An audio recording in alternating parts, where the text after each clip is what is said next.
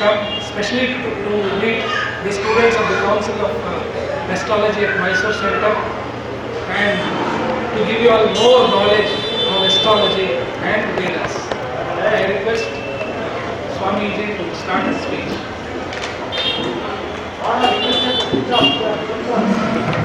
All of you are requested to switch off your mobile phones.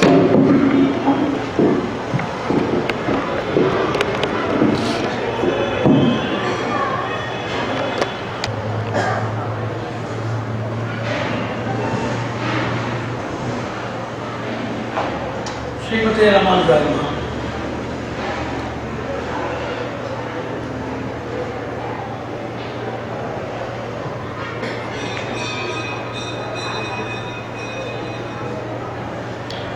Yesterday at Shimoga, we had a very detailed lecture about the greatness of science of astrology and precision in prediction skills, etc. Then yesterday I gave a detailed structure of the basis of curiosity in astrology. There are three curiosities which I explained yesterday. Even though that is something different from today's speech, I think that it would be better if you had a basic ground for what I am going to deal with and how it is different from your syllabi and other things. There are three curiosities. The first curiosity is what happens to the world, what happens to the forces of the world, and what is happening in and around us. This deals with the phenomenal study of the principles of nature, which is known as science. Second thing, I told that even though you can know about eclipse, you can know about the moon, Mars, Venus and various other constellations and galaxies, you cannot just understand what will happen to you the next day. You may be knowing about the orbit or distance between moon and earth, or moon and sun, or sun and earth. Even though we know a lot of other things with the complexity and intricacy, with that particular knowledge, we cannot judge what will happen to you the next day in your education or in your matrimonial life or in your longevity or in your security. This requires a different type of knowledge, that is known as astrology. The third thing is, who is making all of these things to happen? There are two incidents. One is known as incidents of certainty. Second is incidents of uncertainty. So whatever we deal with the planetary systems in astronomy, in natural physics, while studying about gravity, electromagnetic force, sound, ultrasonics, semiconductors, radioactivity, all of these things are subjected to the certainty principle. But we are going out of home, whether we can come back securely or not. We are expecting a lot of things, can we get them or not? So all of these things are known as theories of uncertainty, which is limited to human happenings. So there are three questions. How to understand the certainty of the principles surrounding nature, that is known as science. Second thing is what to deal with the uncertainty of human nature, human expectations and human life, that is known as astrology. The study about the principal force which is governing both the certainty as well as uncertainty, that is theology. So I have told the three things. Unless astrology unites or combines its nature with scientific explanation for proof and theological holding and inspiration for sustaining its nature, it is very difficult for a single isolated astrology to survive. So that was the concept of yesterday's speech. So today I want to introduce a special dimension in astrology. For example, you all know that the calculations are available in treatises. Combinations and the respective benefits and malefits of the combinations are available in various books. There are three sources of knowledge for you. The first source of knowledge is scriptural resources, or that you get from books. The second type of knowledge is by logical application, which you can get by exposure and experience. Third type of knowledge is that which you get only from initiation and spiritual incorporation. So the third type of knowledge is not given in any academic studies, in any pursuit, research or commercial ventures. is my primary duty, and to know about the zodiac, the symbols, the mutual contact of the planets with the symbols, and their karakas, badakas, bodhakas, marakas, vedakas, all of these things are readily available in almanacs and elementary books. So I am not going to waste my time, neither mine nor yours, in explaining things which are already known or which can be easily accessed by means of books which are available in different regional languages and in English or in Sanskrit. So books like Jyotisha Bhava Prakashika, Paladheepika, Saravali, Parasharya, Jaimini Sutra, Brihu Sutra, Sahadeva Shastra, Jataka Parijata, Jyotisha Chintamani, Brihas Samhita, Mahabrihas Samhita, Jyotisha Rasaratra Kamadhenu, Jyotisha Tatparya Chintamani, Jatakartha Chintamani, Jataka Sarvasva, Jyotisha Sarvartha Deepika, Jyotisha Deepika, Jyotisha Chandrodaya, innumerable treatises and their explanatory works are available readily in Hindi, even though not in English or Kannada. So all of these things, they ask you to get into the puzzles and riddles and the lists of calculations. So that is verily available with all of you. You can access to these books at any time. The second thing is experience by means of your exposure, either by looking your own horoscope several number of times on several occasions, or by looking after various people on various occasions, you can gain that experience. The third thing is extra scriptural. That is an inspiration. That is what I am going to do. Yesterday I told that there are three major skills of astrologers. Those skills cannot be even imagined. Those skills cannot be even imagined by a bookish knowledge or a bookish tuition. Then why to go for a bookish tuition and for bookish knowledge and for such a system of enlightenment? It is to give you an initial drive which may tempt you to go for these inspiration exercises. Whatever you read, whatever you hear, whatever you write in the form of examinations, so the bookish knowledge that is there in the form of a systematic academic organized study, that has two purposes. One, to give you a sound basic knowledge of what is what. Second, it will increase your temptation to go for an inspiration driver. So that is only a leader and ladder to take you to an inspiration drive. That is not source of inspiration. So now, in a divine incumbence or inspiration or embrace, we are going to get that specialized knowledge skill in which we master the real astrology for practical use for ours and for others. The three skills are, one is the karmic knowledge for the people's problems, that is known as etiology. The second thing is skill of prediction. Yesterday I told about skill of prediction. Assembly, decision and interpretation. Three skills are there. There may be hundreds of combinations in your support and against you. You have to assemble them and you have to decide what is the truth and you have to interpret it logically, logistically, strategically and statistically pertaining to the time, intensity of the action, nature of the action and the methodologies of escapism and evasivism. So that we have to teach them. That is the art of prediction. And the third thing is remedial mechanics. Why you are going to astrology? Astrology gives you three things. One is containment, second is consolation, third thing is care and cure. Every person, only great mystic people, they will be interested in consoling themselves or contentment. Everybody, if somebody is getting some suffering, they must be having a contentment that this is what we are being born for, this is what we are being fixed for, and there is nothing more than that. This is known as contentment. Consolation is, this is the nature of life. As we have experienced this dawn, we may also experience dusk. Like we are experiencing the dusk, we may see dawn once again. So it is consolation. Contentment is, in spite of the problems, we have to survive because we are born for that. Consolation means as we are suffering, one day we can infer that we will not suffer and will be happy. The third thing is care and cure. We will be supported by somebody and we can be totally uplifted. We can be saved from our problems. So the third thing is the main aim for most of the people in this society. Why we are going to astrology? We are not interested in knowing about the address of the planets. We are not interested in knowing about the visiting cards of our destiny determinants.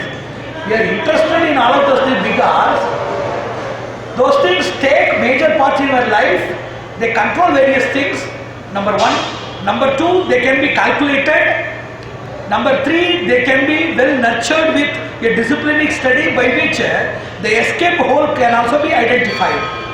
So the only basic confidence for most of the people to be electrified or to be allured by these great astrological sciences, it is not only mystery of life, it is not only history of the planetary study, but also it is the basic craving inside the mind. It is the basic desire of each and everybody to attune their own life in the path of a non-aberrant systematic way of life. Whenever they are moving, whenever they are deviated from their main path of life, from their expectations, then immediately to repatriate it and to reposition themselves, they need extra force. For example, what is your real orbit? There are two orbits. One is orbit of reality or real orbit, and the second thing is known as angle of aberrance. Angle of aberrance. It is known as apanayana in Sanskrit. Angle of aberrance. So what is your real angle or real value or real orbit? We want profit in business. That is natural with all people. It may be an exploitation with somebody, it may be a minimal profit, it may be a decent and reasonable profit, it may be a looting profit from somebody, so it may differ. So everybody requires a system of profit. And when everybody is deviated from the profit to go into a loss, unbearable loss, impropitiable loss, then immediately they want to put it back in the same orbit. Isn't it so? So on this basis, that is the real value of life. The expectation value of life is what they see is entirely different from what they want. They see miseries, they see diseases, they see lot of debilitation, they see depressions in mind. But what they want is entirely different from what they see. So to create a world or to create an individual experience which is contrary to what they experience and in relation to what they want, they are creating a new world, a new order. An order in which there is limited or omitted error, limited or omitted misery. Either it must be limited misery or it must be omitted misery. There must be no misery at all. So astrology is defined as the process of tailoring human life different from their experience, suiting to their expectations. Kindly note down this: astrology is not only the science of prediction, but it is a science which has the portion of remedial mechanics or remedics or remedial science, whatever you may call, which makes the person to tailor or stitch his lifestyle in such a manner that it is different from what he experiences and it is non-contrary or coherent to what he expects. So it is an expectation suit tailored by a person's remedy, that is known as astrology. So we go to astrology only because of the reason that we want something to happen as per our wish and desire. We don't want something to happen. So for this Ishta Prapti and Anishta Nivritti, for removing the unwanted and getting the wanted, we must have a special skill which is far beyond the calculations of astrology. That is known as remedial skill or Pariharana Shastra. Now this astrology that becomes acephalous, immobile and inert. What is acephalous? That has no head. That which has no head is known as acephalous. If you don't know the karmic theory, it is just like a headless body in astrology. If you don't know the prediction science, then that is a late process where the person cannot move. If you don't know the skill of remedial mechanics, then it is just like a person in coma. So a headless person, a conscienceless person, a person without mobility. So these are all compared to that of a person who is in astrology, who does not know the science of etiology, the basic principles of human life, the basic principles of survival, of the karmic cyclic bondage, which tempts a person to do something as a result of which he is suffering and getting benefits. So if you don't know the karma, you are headless. If you don't know the prediction, you are legless. You are conscienceless if you don't know the process of remedial mechanics. It is just like a person in coma. So the persons who are very much fervently desirous in the astrological science to give them new spirit, new life and new dimension and real unnayana or development, we are very much interested in a continuous series of lectures as well as framing a syllabus for strengthening, for consolidating the astrological knowledge by knowing about the karmic theory number 1, the prediction skills number 2 and remedial mechanics number 3. Already we have discussed about prediction in the previous lecture. Previous lecture was a big introduction to prediction. It is just a big introduction, not any intense or intensified drive inside. We have not fathomed into the regions, but we have given that. Today we are going to give the prayaschitta, remedial mechanics. Number one, there are two theories. One theory says that there is no prayaschitta, everybody is there to suffer. That is known as the rigid theory. The second is the liberal theory, where which says that there is a way. See, whenever there is a will, there must be a way. If there is a lock, there must be an opening. If there is push, there must be a pull. As per the rule of physics, wherever you see something, there must be a contradictory opening for that. There must be an alternative for that. If there is an absolute rigid theory, nobody can survive in the world. So the second theory is known as liberal theory. So the first theory is known as the theory of presence. What is it known as? The theory of presence. What does it say? That there is a remedy. There is a remedy for everything. And the theory of absence, it says that there is no remedy.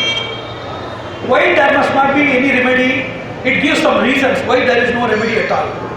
One, if there is a remedy for things, then immediately that thing liberalizes. No doubt that liberates as well as liberalizes. What is liberation?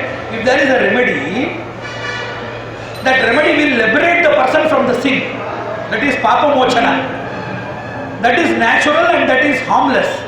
It will also liberalize people to do more sins and crimes. Because there is a prayaschitta. So the problem is not only with liberation but also liberalization. And there are strong rules framed by nature. If you touch fire, it has to burn. And what is that? Then the answer is, if there is a rigid rule which governs everything, at one side if it is totally liberalized, then there is no value for that rigidity at all. So that is known as a rigid rule.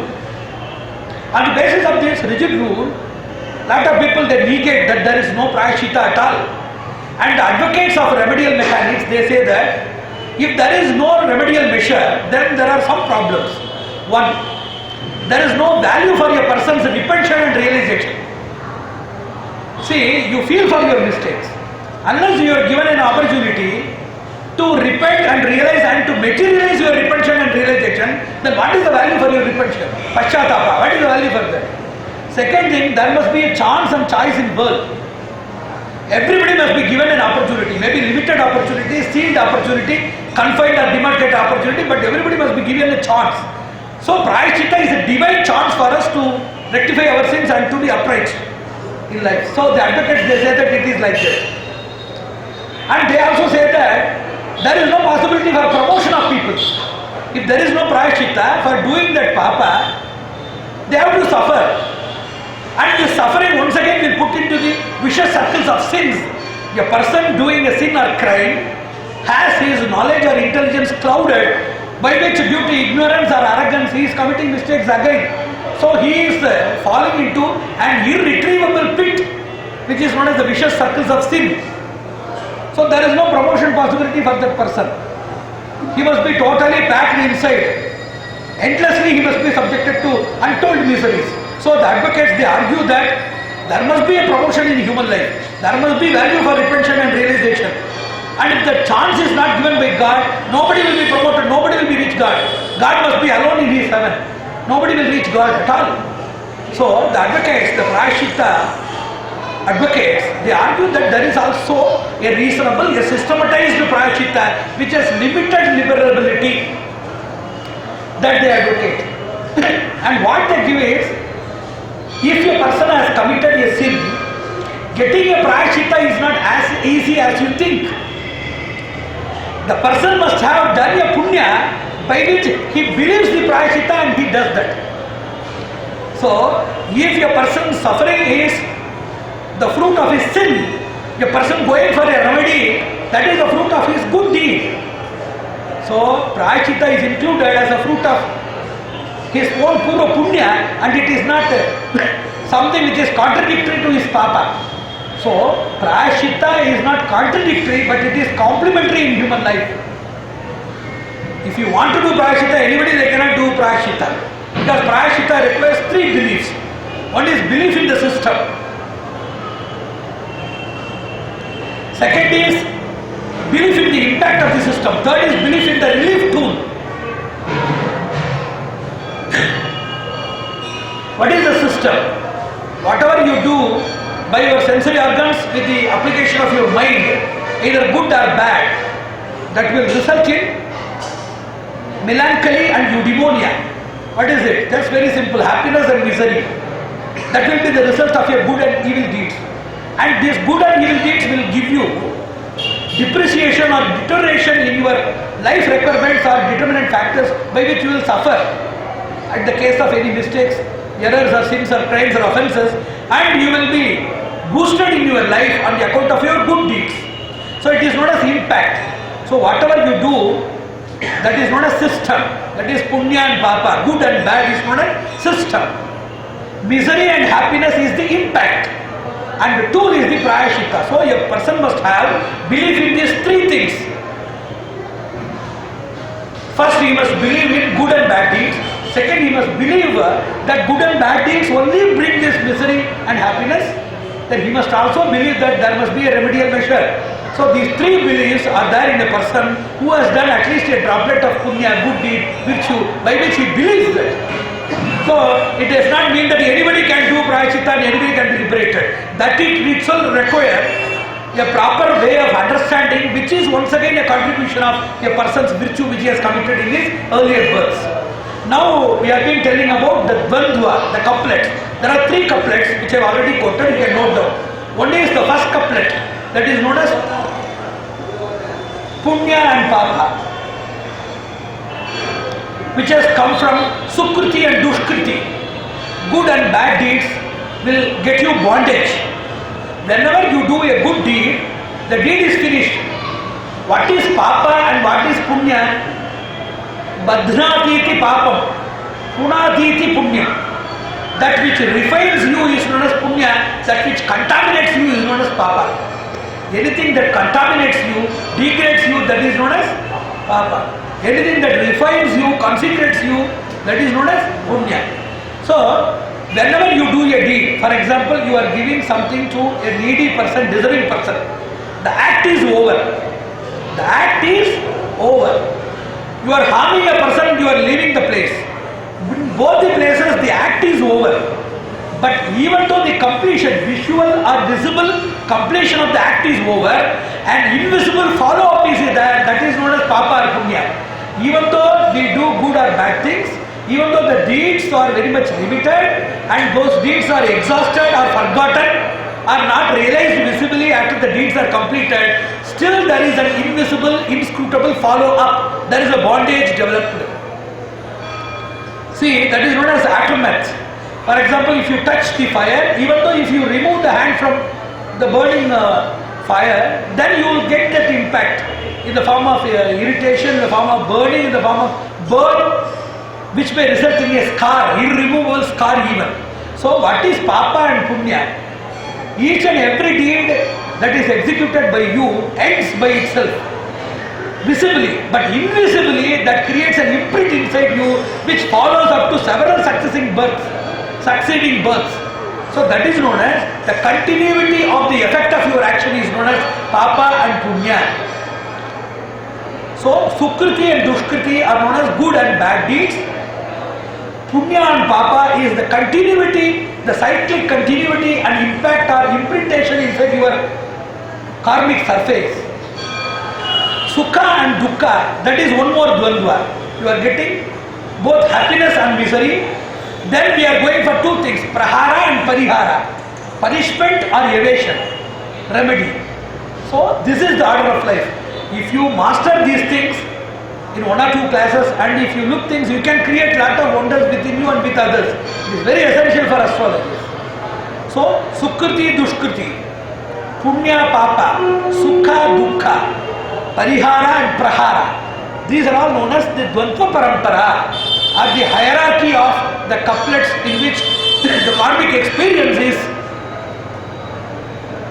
realized by us. These things are very essential. There are three basic rules. There are three basic rules which we have to understand. What is punya and what is papa? There are three basic rules. One is the rule of conscience, by which we don't allow us to do something to us which we must not do for the others also. Even though there may be a thief, but he cannot just tolerate his goods or belongings being stolen by somebody else. He may be a thief, but he cannot permit others to steal his goods. So it is known as conscience rule.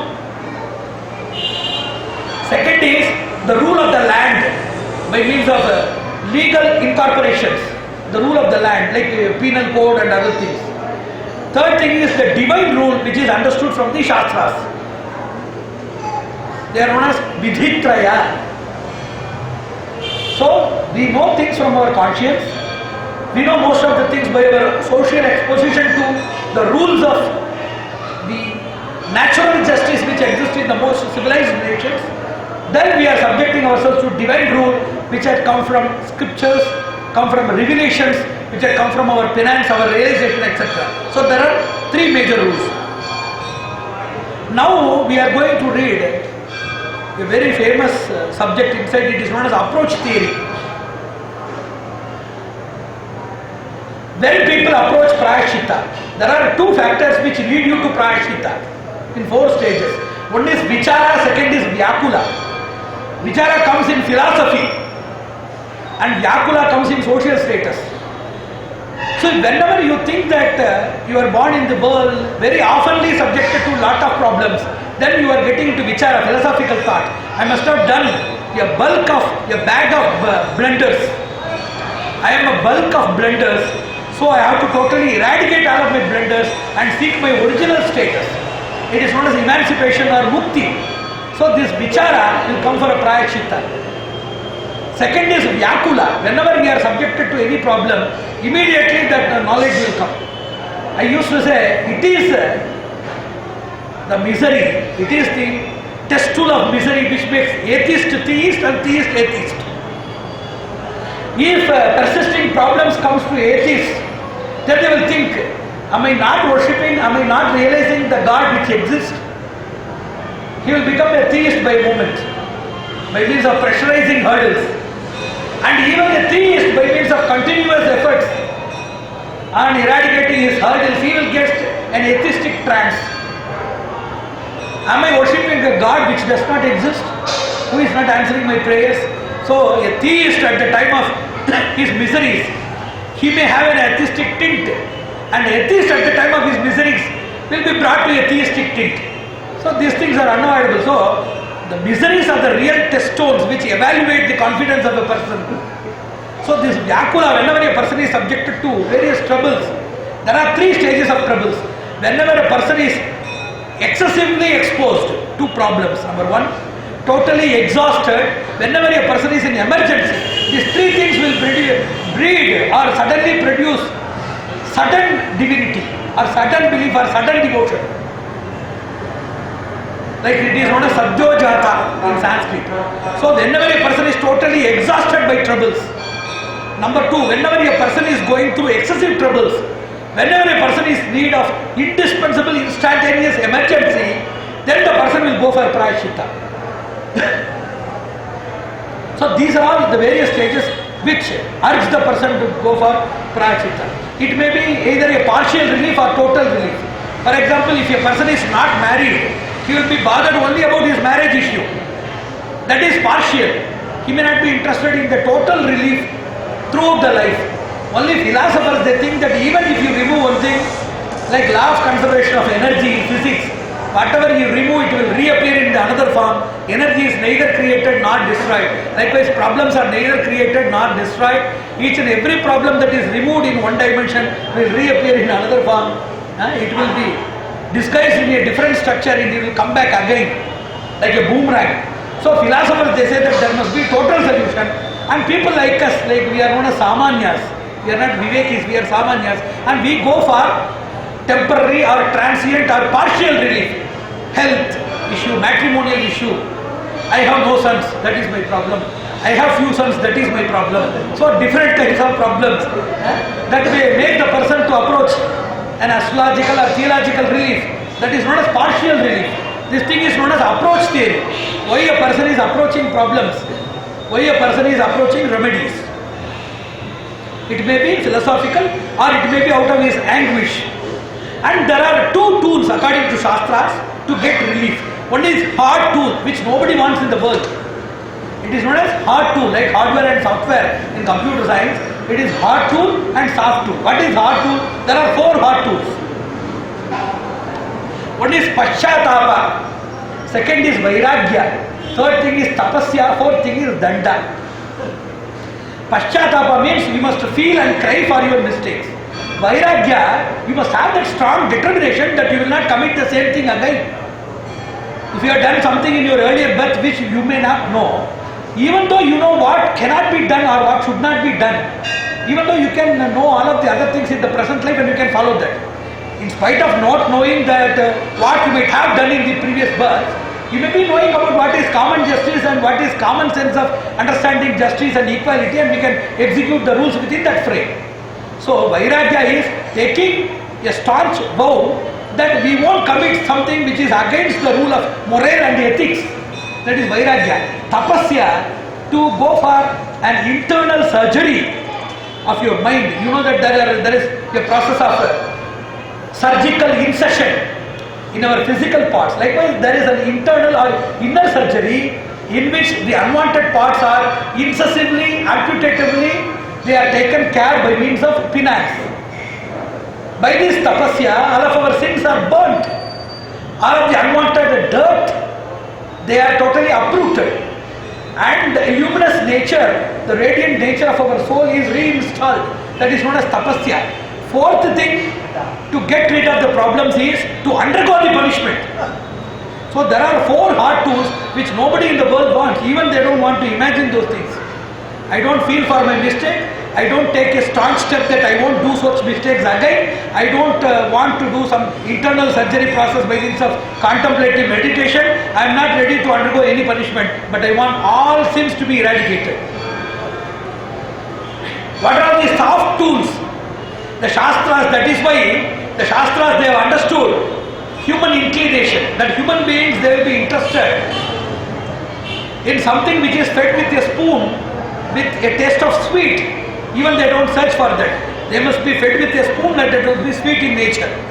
So that much is the sluggishness of human beings. So the Shastras, they are given a placebo or a sugar-coated medicine in which they introduced soft tools for remedies. What are the soft tools? There are 5 soft tools. One is Devata, the deity which relieves you from the sin. Second is a Brahmana or a priest who is authorized to relieve you from the sin. Third thing is Dravya, some material which you are going to transact by which the sin is removed, like coconut, butter, milk, ghee, something visible. If I ask you to meditate for 2 hours, you won't do that. But if somebody asks 2 kg of ghee, immediately it will be given.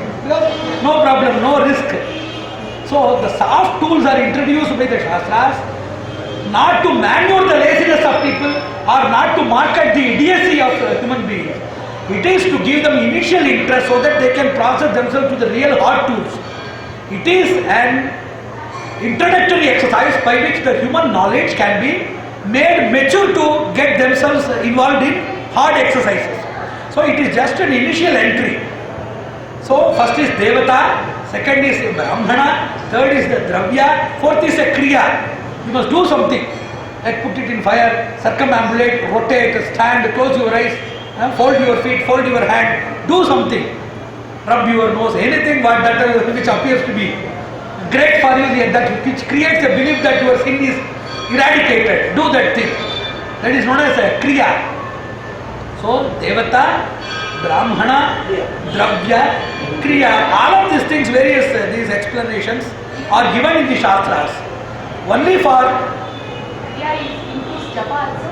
Kriya in japa also. Yes. Kriya means any doing, but that must lead to the hard tools.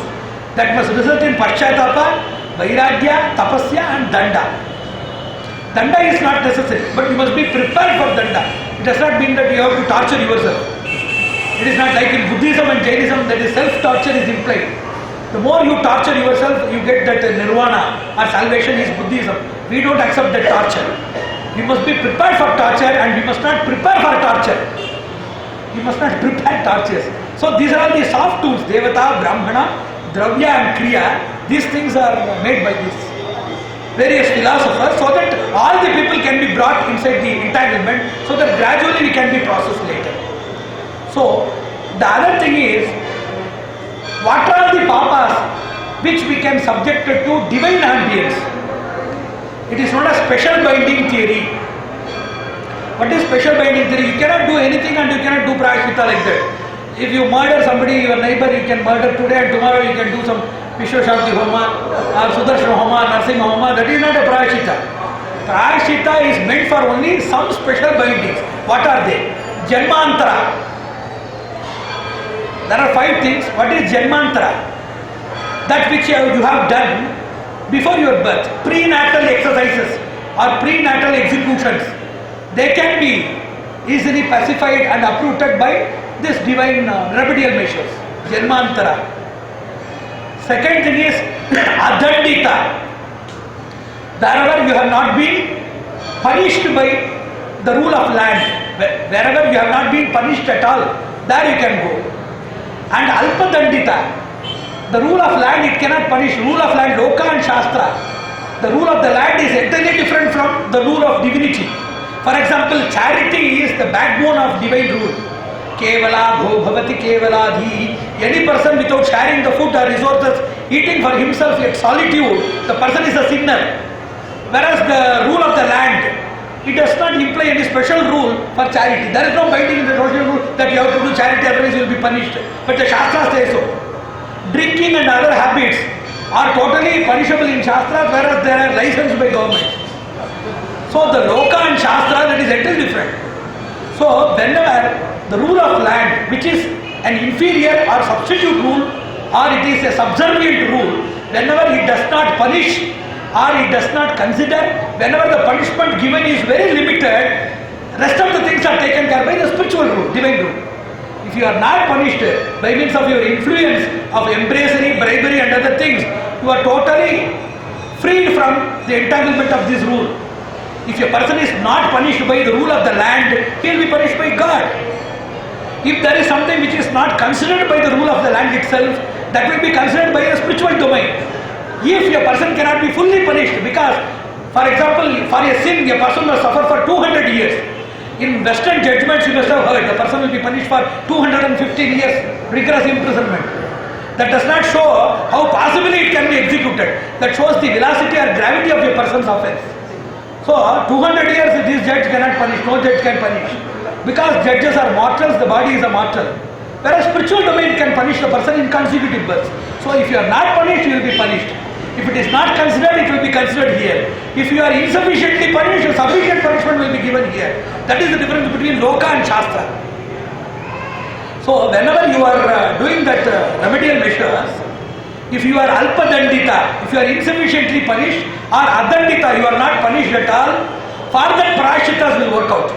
That which is a socially punishable crime, like smuggling, terrorism, etc., mere rituals or charity, it cannot come for rescue.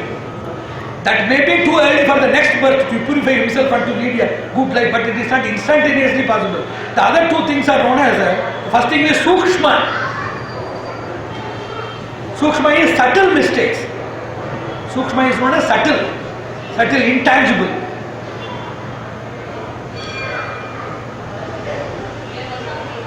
And the fifth type of papa is Baddha papa. What is it known as? Baddha papa. It is bondage oriented. For example, a person is into a contract. Whenever he does that mistake, then only the person is punished. And the binding is within only that bondage, not for others. For example, you are getting into a tapasya or a diksha. You are doing a ritual. At the time, if you talk something or if you eat something, for example, eating something at the time of Shraddha, that is Baddha. And eating something at the time of Shraddha is a bondage which applies to only that person on that occasion. The same thing is done by somebody else who is not with the bondage, it will not bind the person at all. If anybody else in America or Ethiopia or Zambia, they are eating at the time of Amavasya, you cannot subject them to punishment. So there are 5 things.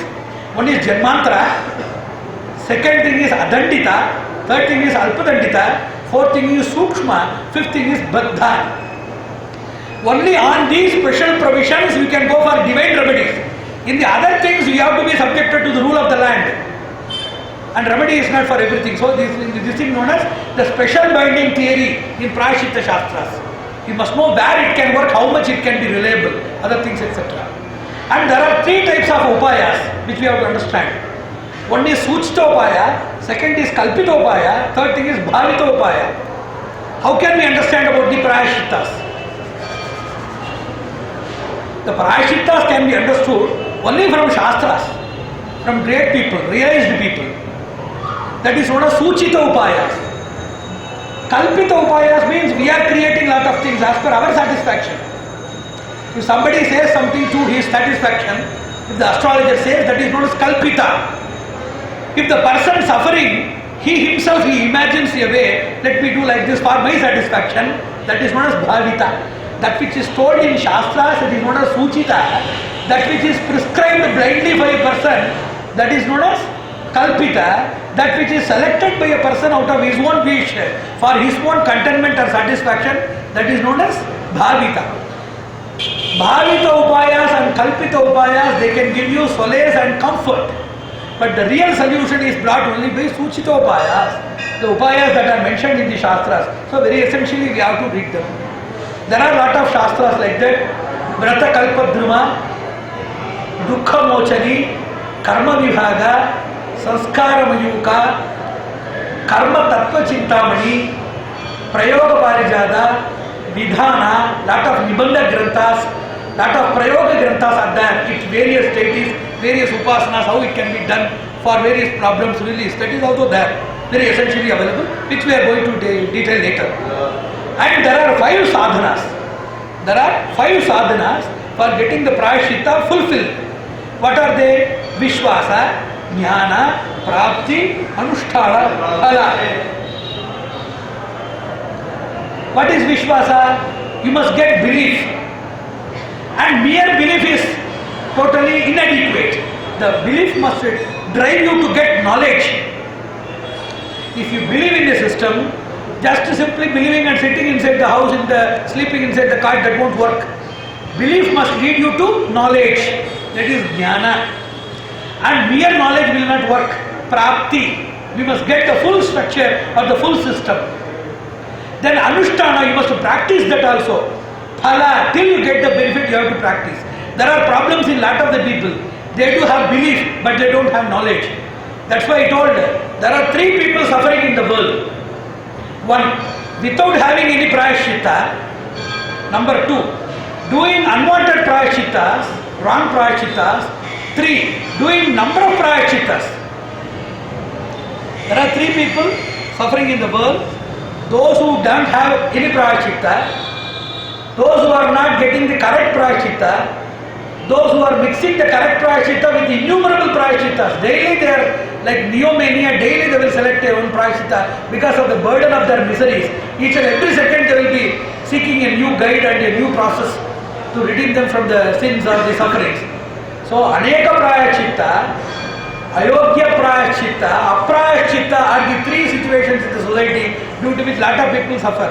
And most of the people suffer only due to number of Prayashchittas for the same thing. You are doing Prayaschitta for your problems. We are doing so many Prayashchittas unguidedly in such a nature that the Prayaschitta itself is an additional problem to you. So, correct guidance is solicited here.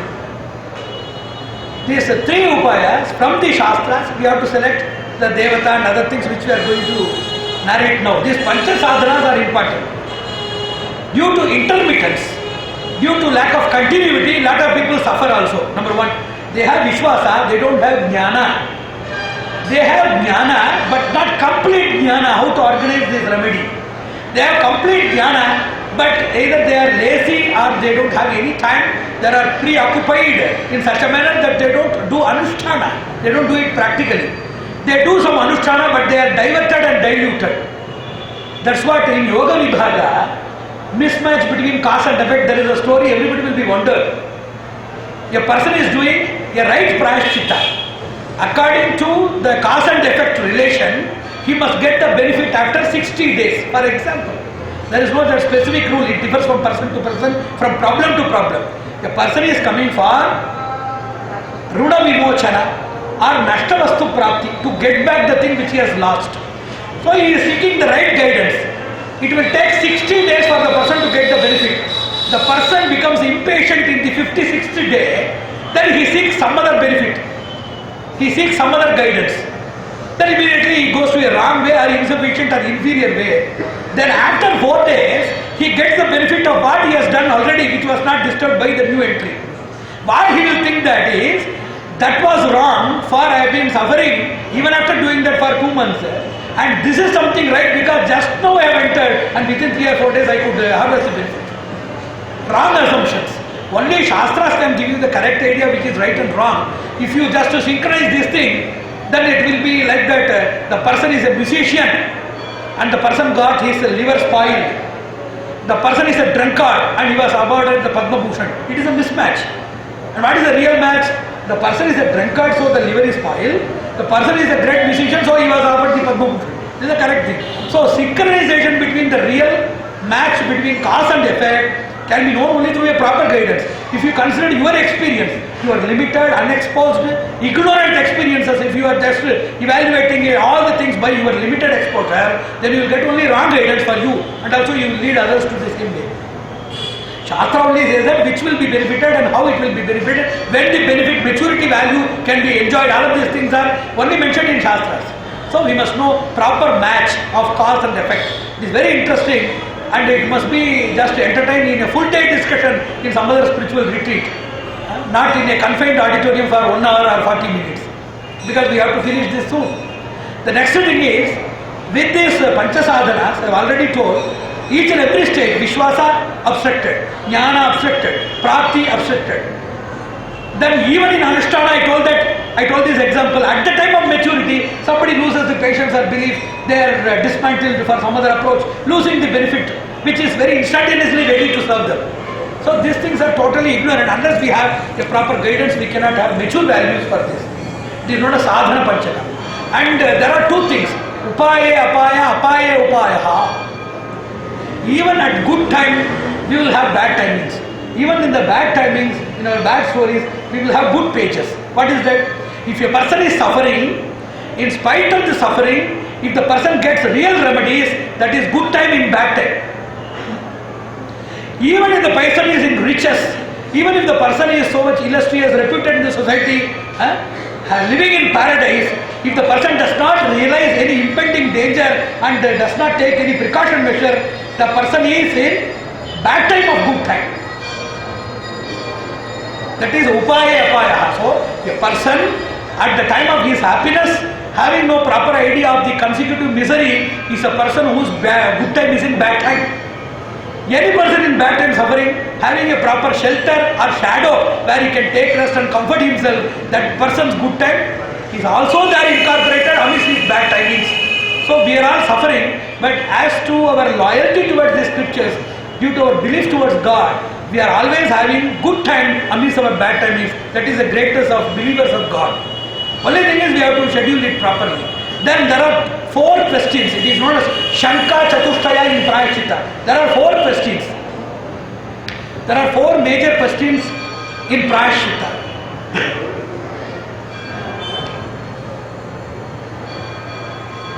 The first thing is, I am doing a Prayashchitta. After doing the Prayashchitta, I am committing the same sin again. Can I do the Prayashchitta again? That is Pura Prayashchitta. The second thing, I am doing a Prayashchitta. Prayashchitta is done for just compensating some wrong thing which we have done. I have made the Prayashchitta itself is a wrong manner. My execution of the Prayashchitta itself is wrong. Can I do a Prayashchitta for my Prayashchitta? That is the second thing. The third thing is, there are different levels of the papa. That is the depth of papa. Can I do the same Prayashchitta for different levels? For example, a person stealing a bag full of brinjals is different from a bag full of gold. A bag of gold is entirely different from the same gold from a temple. The same looting, if it is administered with the poor people, the suffering people, its intensity is more. So likewise, the gravity of a person's offense is qualitatively, quantitatively, circumstantially they are different. Can we do the same? Prayaschitta. How much this prayaschitta or its proportion that can relieve us from the sin? They are known as Shanka Chaturvedi. Any person who is a habitual offender, prayaschitta will not work. You have to create only a new prayaschitta which is not there in the scriptures, or the person must go for danda, punishment. Unless he is punished, he cannot be really living. Because if there is a person who emotionally or due to circumstantial drive commits an offense unknowingly, for the prayaschitta will fully work. Prayaschitta will be a supportive device for the person who realizes it later after doing it few times. A person who is a habitual offender, there is no prayaschitta at all. That will not come for rescue. Number two, whenever you are doing prayashchittas, whenever you make prayaschitta in a wrong manner, with lot of lopas in Sanskrit or deficiencies or deficits, you can do the prayaschitta again. It is permitted in Shastras. You have to intensify the avritti or the periodicity of your prayaschitta based on your suffering or the papa that you have done. You may not be knowing what papa you have done, how much you have done in the previous birth, but you can measure. You cannot measure the papa. You can measure the density of your suffering. How you are suffering? Are you suffering with cancer? Are you suffering with back pain? Are you suffering with a drunkard? Are you suffering with a non-cooperative child? Are you suffering with a terrorist as your son? So the different densities of our visible experiences are there, by measuring which the avrittis or periodicity of our spiritual exercises can be measured. So these are all the answers for that. Then on the basis of these four shankas, lot of various other spiritual methodologies are derived, which we have to conduct a special class for that, and we have to brief it in that class only. So this Shanka Chatushtaya about Prayaschitta, that forms the basic rule by which we can specifically understand which is our problem, we can do the exact remedy, and we can get into the benefit. What are all the seats of sin? You must note down. Papasana. What is known as? Papasana. Like Simhasana, Mayurasana, Garudasana, it is known as Papasana. If Mahavishnu is in Garudasana, if the king is in Simhasana, the suffering people, they are in Papasana. The Papasana, where does it reside? Deha, Mana, Bandha, Dhana, Deha, Mana, Bandha, Dhana, Mana and Prana. If you suffer by a disease that is Deha, due to schizophrenia or hallucination or mental depression, these things are Mana. Bandha, divorce and being orphaned, and separation to our sons and daughters, any related persons, their sufferings are burdened on our heads. That is known as bandha. Then dhana, labha and nashta, profit and loss in business. Mana, that is prestige. Mana comes from sthana, either our transfer, lack of promotion, depromotion, invalid promotion, punishment promotion, everything comes in sthana. And that results in mana, social status. And prana is getting into accidental death, being amputated, getting into coma or getting premature death. All of these things are known as pranapaya. So we are having 7 centers. Deha, mana, bandha, dhana, mana, sthana and prana. These are the seats of sins. Whatever we do, punya or papa, they are seated in these areas and they give us lot of problems. So now coming to astrology, there are innumerable prayashchittas. Hundreds. If you make a competition between which is more, either the problems or the prayashchittas, only prayashchittas will win the race. That much of prayashchittas are there. Except oak tree and eucalyptus tree, all the trees are circumambulated. Except 2 or 3 trees. And except a few animals like cockroaches, most of the animals are worshipped. That is known as zoolatry. Zoolatry is worship of animals. So innumerable beliefs in various systems are there. Various religious systems, they incorporate various authorizations for sin redemption. Even Christianity that believes in sin redemption, And every god is qualified by the religious people as the god is merciful, he is very loving, all embracing, etc. So innumerable ways are there. So let me give you a small glimpse at the time of conclusion here. So based on these areas, the Punya Papas and their fruits, they are given lot of Shastric variations which are known as Unnayana. I have already given that Unnayana, you must note down Unnayana. What is Unnayana? By giving something, for example, you are giving the child a chocolate to do the homework. The purpose is not to feed the child with the chocolate, to connect the child with the syllabus. As child and syllabus are not easily connectable, as child and chocolate is easily connectable, to get an easily connectable immediate way, to get immediate benefit is known as Unnayana. Likewise, each and everybody is given prayashita, connectivity with different decorative performances such as a lot of pujas, archanas, japas, homas, everything etc. There are two upayas. There are known as avama margas and parama margas. What are the inferior or the premier or the primary stage margas? Bimba, Jala, Agni, Patana, Shravana. All of these things are some exercises which we will do. Bimba means worshipping idols, going to temple. Temple worship is one among the reliefs. Second is Jala, taking a dip, holy dip in rivers and doing Arghya, Snana, Pana, Prashana, Prokshana, Marjana. All of these things are there. If you submit like this is known as Arghya. If you sprinkle like this, it is known as Prokshana. If you just rub like this, it is known as Marjana or Lepana. If you drink with mantras, it is known as Prashana. If you sip and drink, it is known as Achamana. If you drink like this, it is known as Pana. If you take a dip, that is known as Marjana. If you take several dips, it is known as Snana. So all of these innumerable exercises with Jala, with water, they are given by our Shastras. Third thing is Agni. It is by Deepa, by Pachakagni, by doing something and serving others. Food serving, food supply. That is Pachakagni. Then lamp worship is Deepagni. Havanagni is ritual fire. So this worship is also there.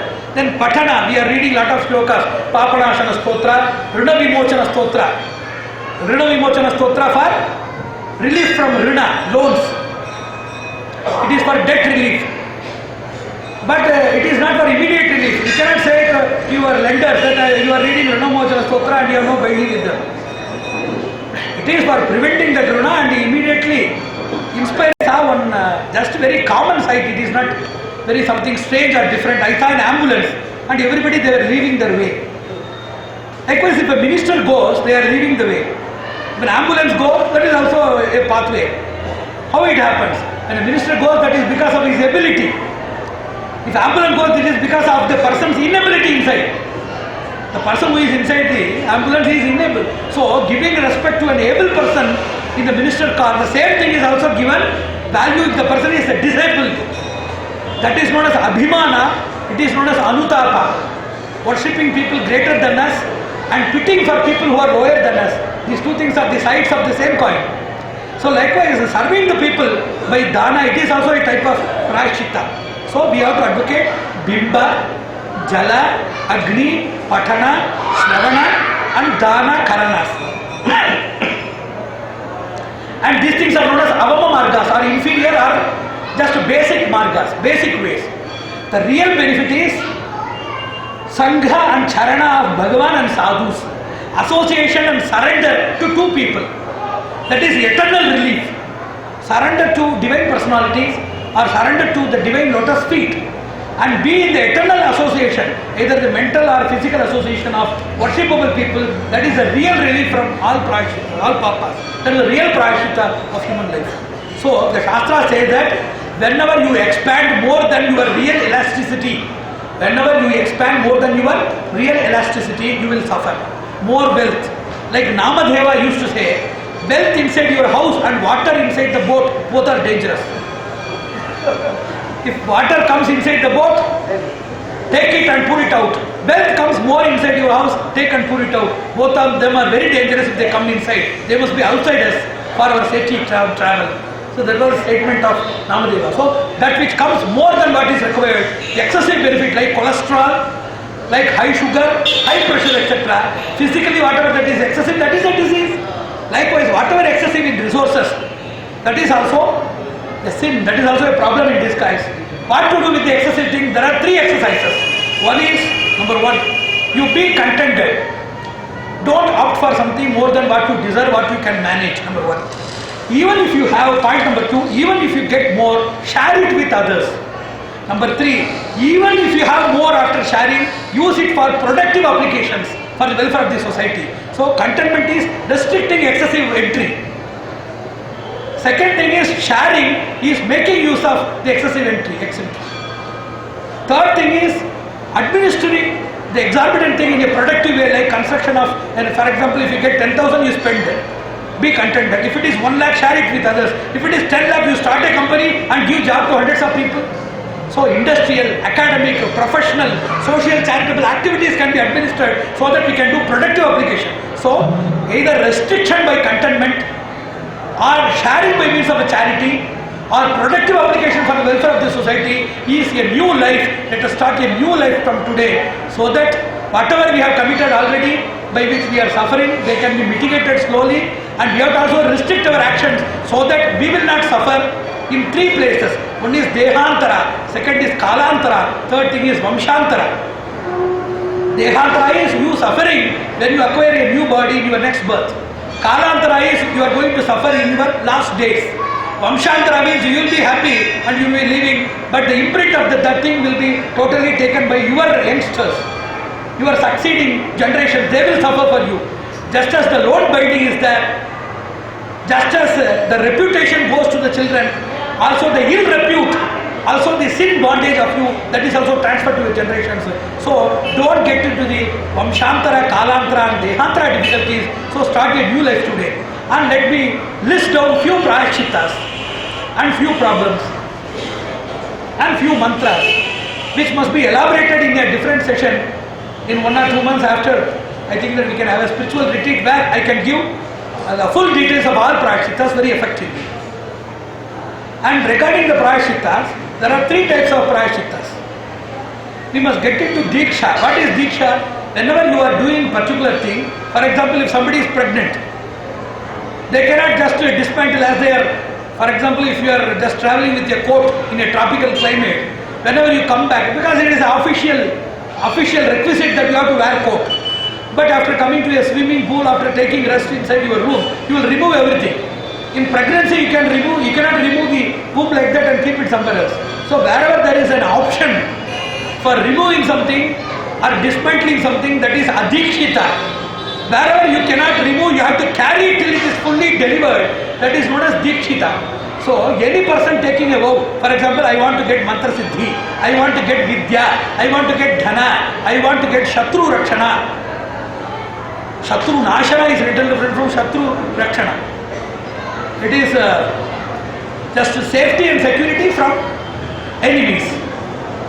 Shatru nashana is total extirpation of the enemies. Shatru parivartana or buddhivardhana is refinement or reformation of even those enemies. Ripunam api vatsalaha. How to fraternize even enemies. That is also a special art.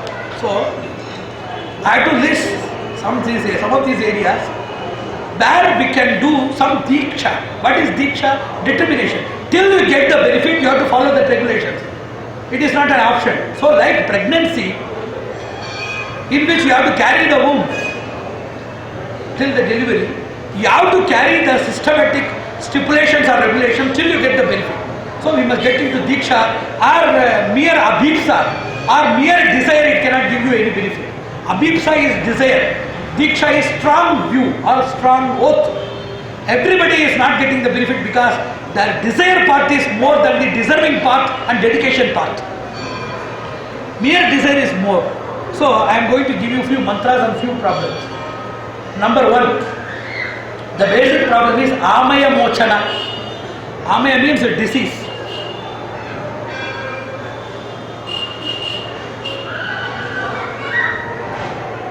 In which also there are 2 things. One is samanya, second is viparita. That is amaya mochana.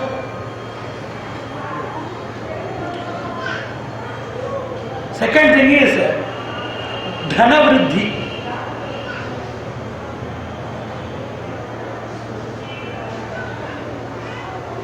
Dhanavriddhi consists of two steps. Prapta Kshemaha, Nashta Prapti. To get back whatever we have lost and not to lose what we have got.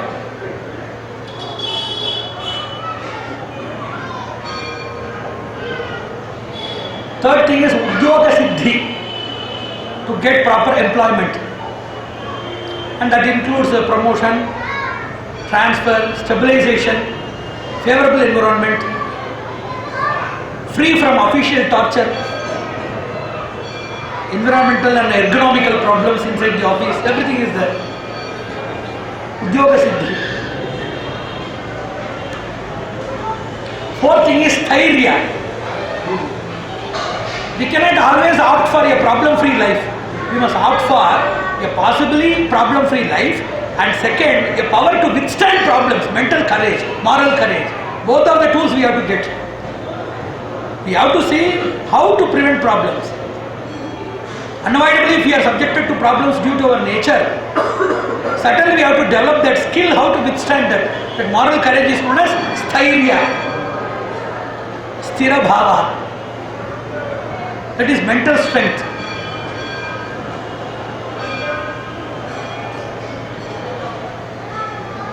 The other thing is Udvahana or Udvaha, that is marriage. That includes Aikya, Vriddhi, Santana, Kshema. Kshema is good relations with all of our relatives and family members. Aikya is mutual oneness between the couple. Santana is getting a good progeny, and Vriddhi is living a prosperous life. These four things are the components of a married life.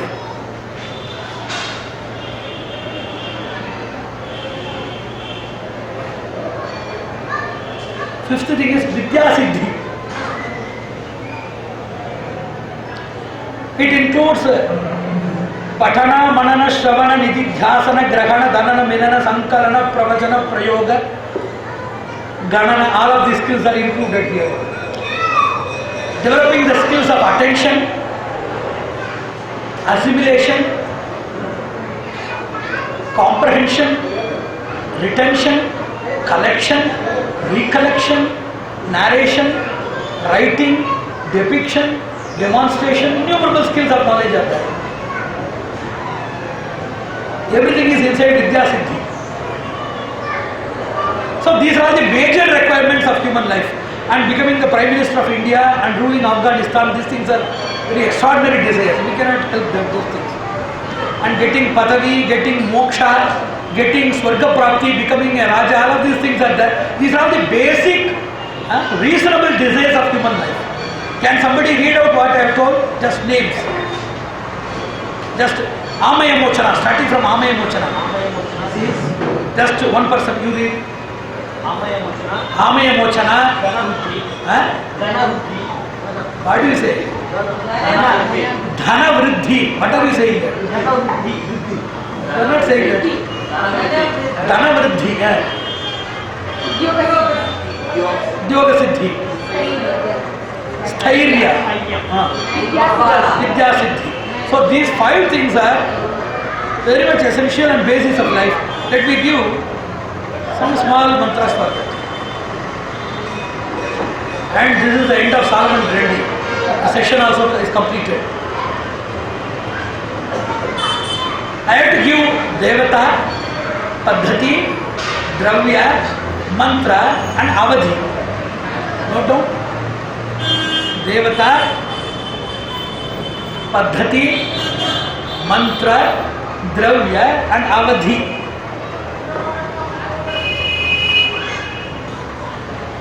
According to my areas of exposure, we have to give only the process of surrender to the Supreme God, not to any demigods. For example, there are a lot of demigods, like the Satans of, it is not Saturn, S-A-T-U-R-N, it is Satan or Saturn, S-A-T-A-N, Saturn, of the Western religions, Abrahamic religions. There are innumerable malicious forces. We have to surrender. If you want to get immediate benefit, you can get immediate benefit only from inferior sources. Immediately if you want any benefit, you can get only from inferior sources. Superior sources are slow, steady and successful. So we have to opt only surrender to superior people, superior methodologies and superior gods. So considering Vishnu, the 5 devatas for 5 siddhis. For Amaya, the deity is known as Vaidya Narayana.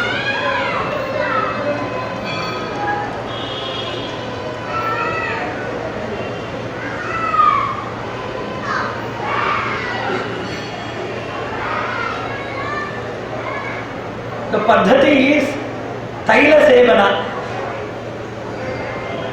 There are innumerable Paddhatis. And the Dravya is Taila, Tilka Tel, gingery oil.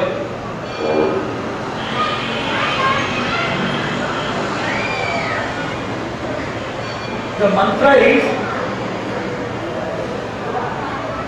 Sarvamaya Prashamanaya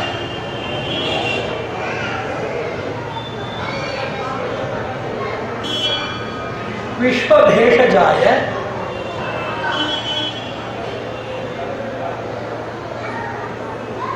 विष्णवे ण ठन्नकर ठवर्गनकर न नम ब्रह्म पाहि पाहि नमः.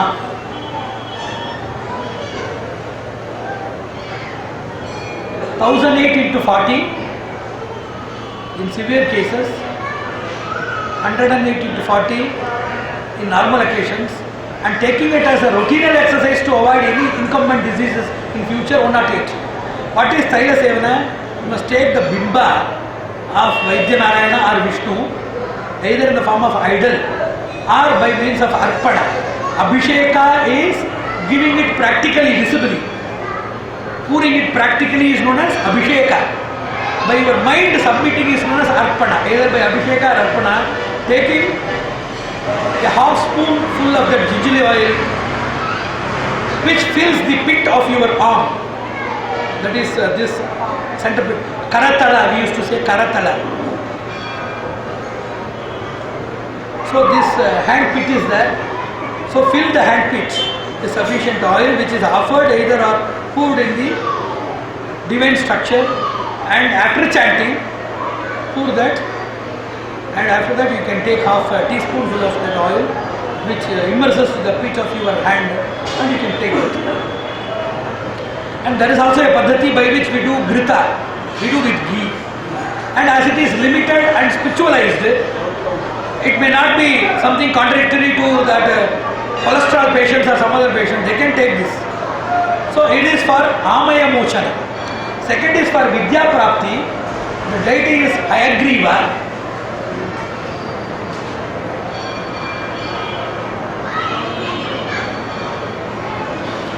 The Paddhati is Nivedana.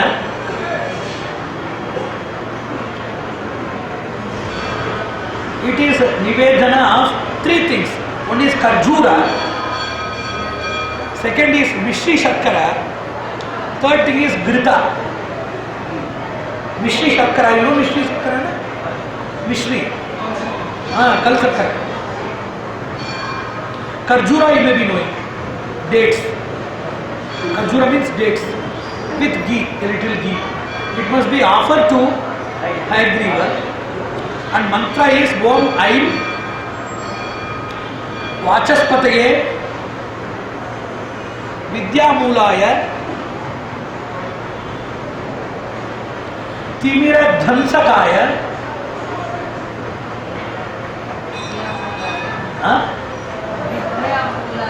Vidyamulaya Timira Dhansakaya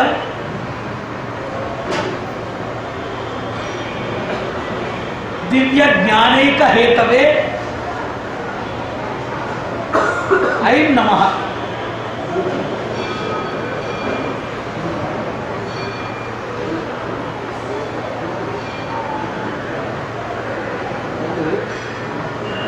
Aim Namaha.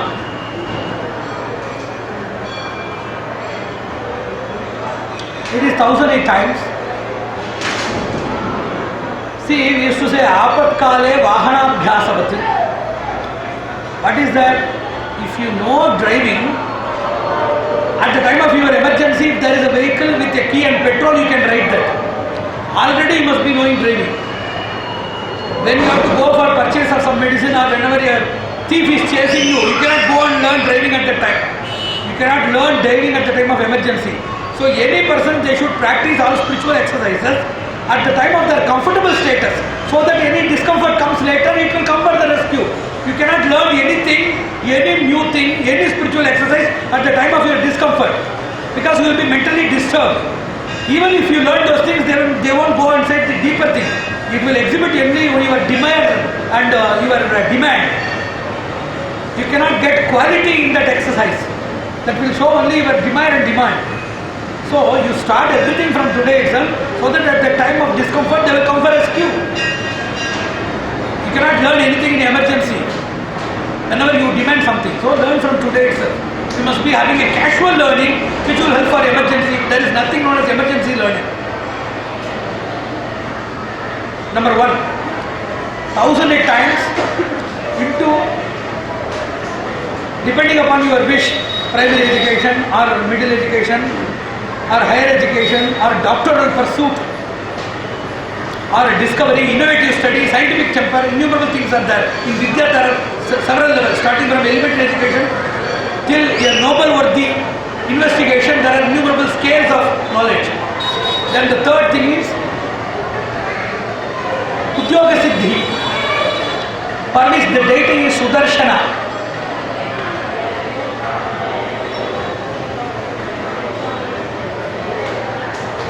The Nivedana is Panchamrita.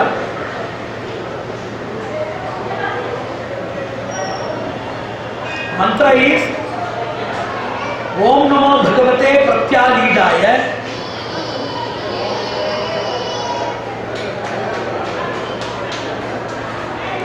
Mahadbhuta Shatkona Samsthaya. Om Namo Bhagavate Pratyalidaya. Maha Adbhuta Shatkona Samsthaya.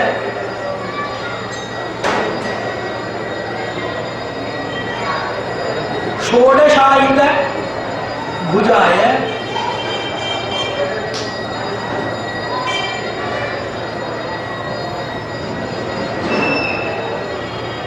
Raksha Raksha Darshaya Darshaya. Raksha Raksha Darshaya Darshaya. Yam Ram Namaha.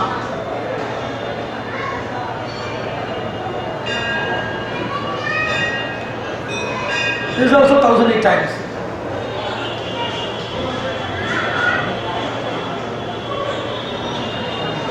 Fourth thing is Dhanavriddhi, for which Lakshmi is the Devata, well known for all. And the offering is Archana by Kumkuma, lotus and fruits of Bilva. Mantra is Om Namo Bhagavatyai Dhanavarshinyai Harinyai Vishnupatnyai Vidhi Shivendra Stutayai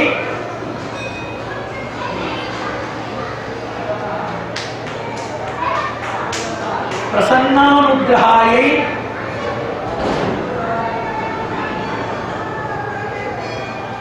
Shrim Namaha.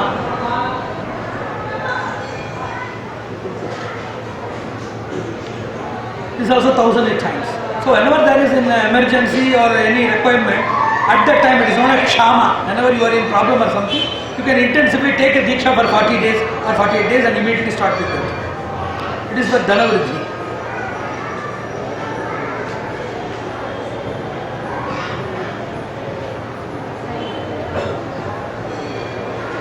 Finish? The fifth and final thing is Thairya. The deity is Narasimha.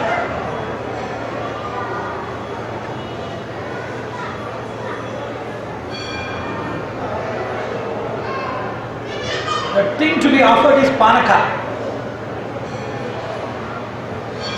or payasa. Uncooked offerings are very much considered in Shastras. Panaka is unprocessed. That is most preferable or more preferable than payasa, which is cooked and processed with fire. Panaka. And the mantra is Om Namo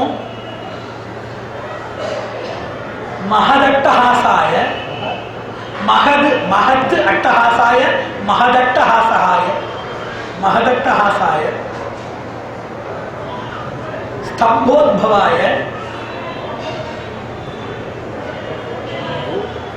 Stambhodbhavaya Krishna Pingakshaya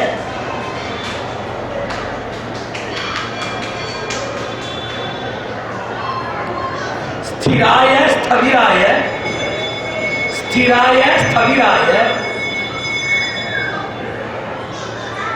Sthanave Atibalaya Mahapurushaya Ksham Namaha. Sthanave Atibalaya Mahapurushaya Ksham Namaha.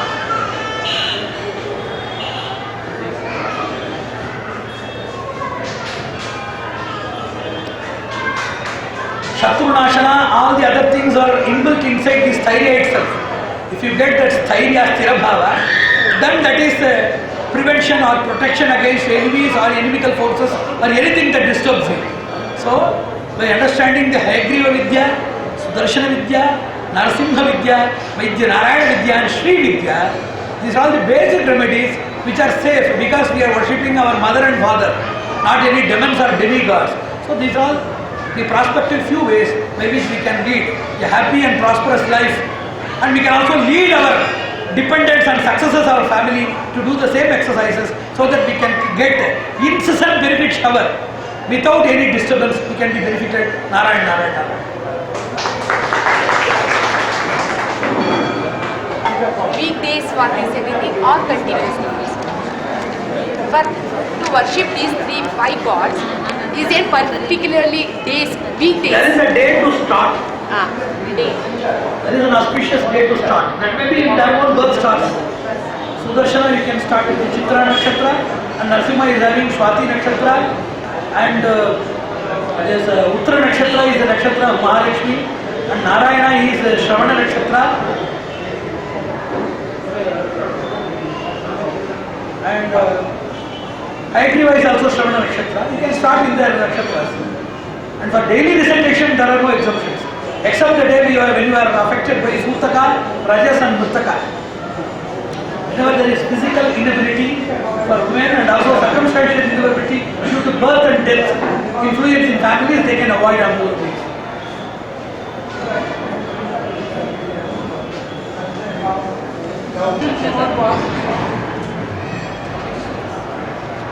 Questions are there. Only question, no demand.